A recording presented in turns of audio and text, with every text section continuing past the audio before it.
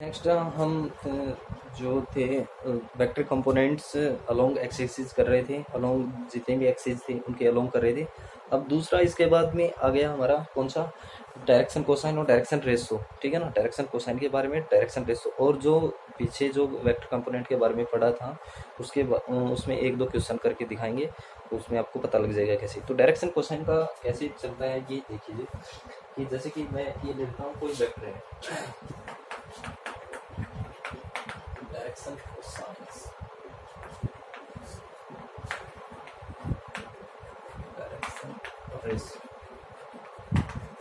जैसे कोई vector A है, तो यहाँ से a1 अल्फा प्लस में a2 j प्लस में a3 k। ठीक है, तो यहाँ से डायरेक्शन रेशो और डायरेक्शन कोसाइन यहाँ से 2D में कैसे निकाला जाता है। तो यहाँ से आपको क्या करना पड़ेगा, आपको यूनिट वेक्टर है ना, उससे निकालना पड़ेगा। यूनिट वेक्टर क्या होता है पता होगा, ये एक कैप होता है, ये इसका कोण में और इसका मैग्नीट्यूड होता है। ठीक है ना, ये इस प्रकार से होता है। तो सेम एज इट इज ये करना है आपको, कि यहाँ से इनका क्या करना है, आपको मैग्नीट्यूड करना है और ऊपर ये सब रखना पड़ेगा आपको। तो कैसे रखते हैं देख लीजिए एक बार, इसको कैसे रखते हैं।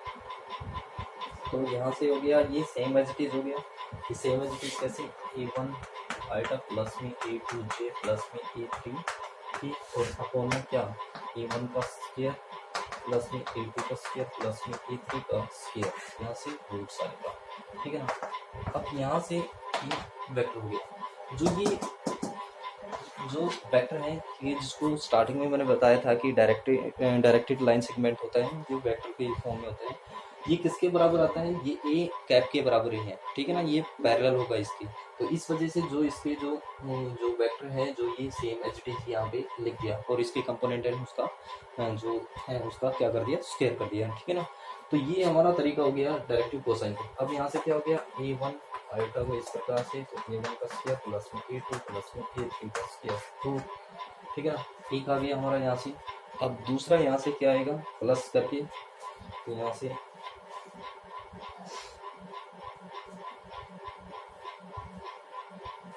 प्लस करना है ना, तो अलग अलग है, तो यहाँ से इसको प्लस कर देते हैं यहाँ से। तो यहाँ से प्लस में सेम हो गया, तो a2 j प्लस में a2 का स्क्वायर प्लस में a3 का, तो यहाँ से a3 का स्क्वायर, है ना। ठीक है, तो यहाँ से जो ये चीज़ है, ये चीज़, ये जो स्केलर कंपोनेंट है इसके, जो ये तो यूनिट वेक्टर हो गए, इसके स्केलर कंपोनेंट के साथ मल्टीप्लाई होगी, ये डायरेक्टेड कोसाइन ही है इसके। ठीक है ना, डायरेक्टेड कोसाइन। तो यहाँ से इसके क्या हो गई, इस प्रकार लिख देंगे a1 का स्क्वायर, और दूसरा हो गया a2 का स्क्वायर, और तीसरा कौन सा हो गया a3, और यहाँ से a3 का स्क्वायर। ये इसके हो गए क्या, डायरेक्शन कोसाइन हो गए इसके, डायरेक्शन कोसाइन, जिसको इंडिकेशन इस प्रकार से करते हैं। ठीक है ना, जैसे कि एग्जांपल के तौर पे मैं आपको समझाना चाहूँ। एग्जांपल की, जैसे कि कोई पोजीशन वेक्टर है, जैसे आएगा प्लस में 2j प्लस में k। ठीक है, इसका निकालना है हमें, इसके डायरेक्शन कोसाइन निकालना है। डायरेक्शन रेशो तो पता लग गया, तो यहाँ से डायरेक्शन रेशो इसके क्या हो गया, 1 2 एंड 3 के लगा दिया, तो 3। ये तो हो गए डायरेक्शन रेशो इसके। जो यूनिट वेक्टर के साथ जो स्केलर कंपोनेंट है, वो इसके क्या हो गए, डायरेक्शन रेशो हो गई। अब यहाँ से डायरेक्शन रेशो, डायरेक्शन कोसाइन कैसे फाइंड आउट करेंगे। तो यहाँ से सेम एज इट इज वैसा का वैसा, या आल्फा प्लस में 2j प्लस में 3k।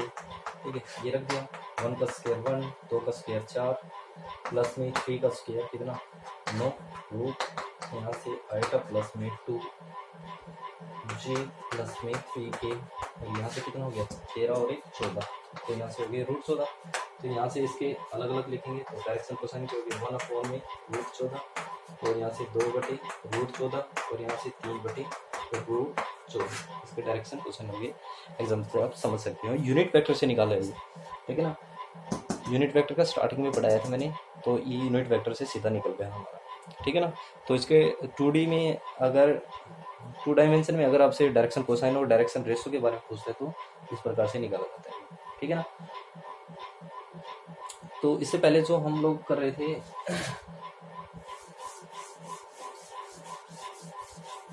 वेक्टर कंपोनेंट के बारे में पढ़ रहे थे कि वहाँ से उसका उसमें भी बहुत सारे वो हैं, जैसे कि उसमें दे रखा है जैसे कि पी, जैसे कोई पॉइंट दे रखा है, एग्जांपल दिया था जैसे पी कोई है -1 -2 कोई पॉइंट है और एक क्यू है, इसको क्या मान लोगे, इसको मान लो -5 और -6, ठीक है ना, 2 पॉइंट है। तो यहाँ से आपसे पूछेगा कि यहाँ से पी क्यू की वैल्यू बताइए, वेक्टर पी क्यू की वैल्यू बताइए या फिर पी क्यू का मोड बताइए, ठीक है ना। अब ये बताया आपको ये स्केलर कंपोनेंट है, स्केलर कंपोनेंट से इसको क्या बनाना है, वेक्टर कंपोनेंट में कन्वर्ट करना पड़ेगा। वेक्टर कंपोनेंट में कैसे कन्वर्ट करना पड़ेगा, इसको यूनिट वेक्टर से मल्टीप्लाई करना पड़ेगा। यूनिट वेक्टर उसकी डायरेक्शन बताएगा, यूनिट वेक्टर इसके साथ आएगा तो वहां से हमारा वेक्टर कंपोनेंट आ जाएगा, ठीक है ना। तो करना कैसे है, तो फॉर्मूला मैंने बताया था, तो स्टार्टिंग में पी क्या हो गया, यहाँ से x2 - x1 आएगा प्लस में y2 - में y1 और यहाँ से j, ठीक है ना। तीसरा कोऑर्डिनेट नहीं है क्योंकि 3 डायमेंशन में नहीं है, तो अगर तीसरा कोऑर्डिनेट भी आ जाए तो वहाँ से z आ जाता और फिर वहाँ उसके साथ k आ जाता, उसकी डायरेक्शन जो बताने वाला था यूनिट वेक्टर, ठीक है ना। तो यहाँ से -5 और प्लस में 1, तो ये आएगा हो गया प्लस में -6 और प्लस में 2 और यहाँ से j हो गया, तो ये कितना हो गया -4 आएगा प्लस में -4 j हो गया यहाँ से, ठीक है ना। अब यहाँ से ये तो हो गया हमारा क्या, वेक्टर कंपोनेंट आ गया। अब इसका मैग्नीट्यूड निकालते हैं, तो मैग्नीट्यूड कैसे, ठीक है इस प्रकार से 4 का स्क्वायर 16 और 4 का स्क्वायर कितना 16, 16 से कितना हो गए 32 और 32 कितना हो गया 4√, ठीक है ना। ये इस प्रकार से, तो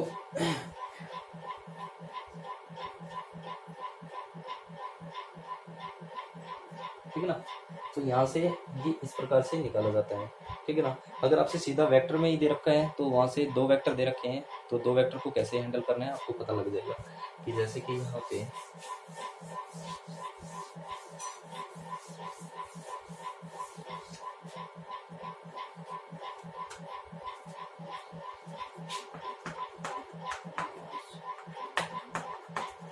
मान लीजिए एक वेक्टर दे दिया ये पी, एक और एक क्यू वेक्टर दे दिया, इसको मान लेते हैं कोई वेक्टर मान लीजिए,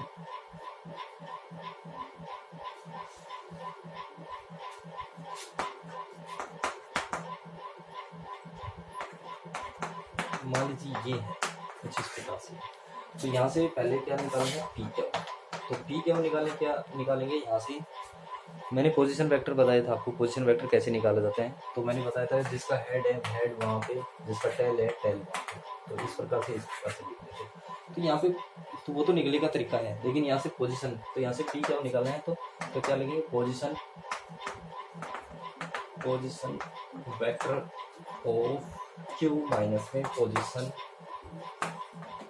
वेक्टर ऑफ पी, ठीक है ना।